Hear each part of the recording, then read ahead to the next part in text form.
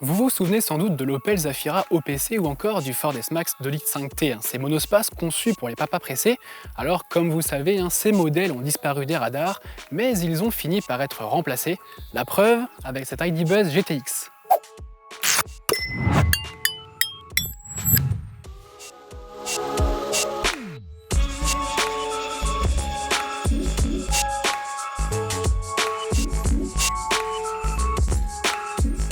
Parce qu'avec ses 340 chevaux, ce nouvel ID Buzz GTX rentre dans la catégorie des véhicules familiaux sportifs. Alors oui, je vous vois venir, ce gros truc derrière moi n'a rien de sportif si ce n'est un chiffre sur une fiche technique, mais il faut préciser quand même qu'il est le combi le plus puissant jamais produit par Volkswagen.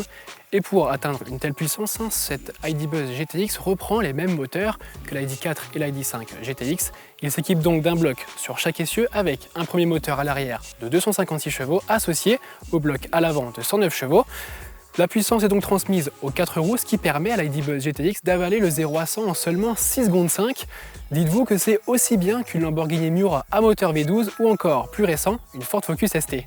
Bon, il ne faudra pas s'attendre à atteindre des vitesses folles avec ce nouvel ID Buzz GTX puisqu'il est bridé à seulement 160 km/h. Vous vous demandez donc, mais quel est l'intérêt de cette caisse? Eh bien en réalité, le fait qu'il soit un 4 roues motrices lui permet de tracter jusqu'à 1800 kg. Et ça, ajouté au fait qu'il ait une sacrée gueule, fait de lui un véhicule familial idéal pour vos prochaines vacances.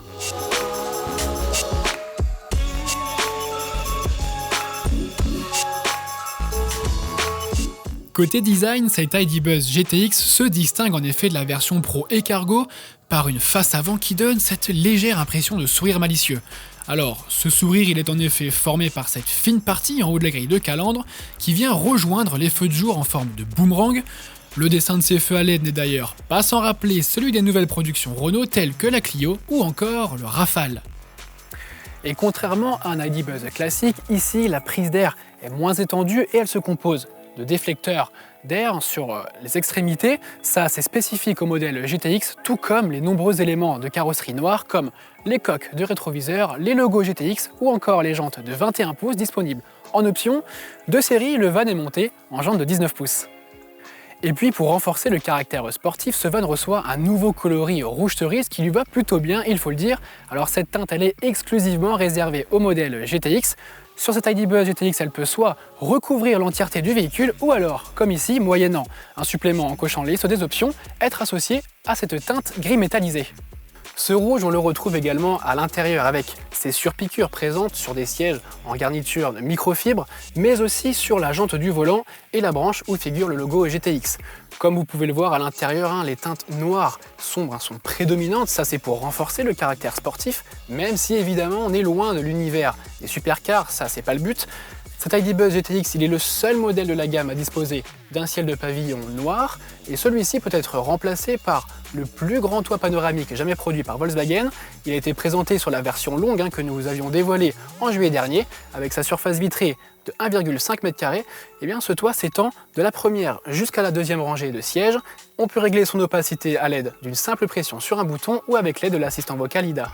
En parlant de technologie, l'ID Buzz GTX reprend la planche de bord de la version longue.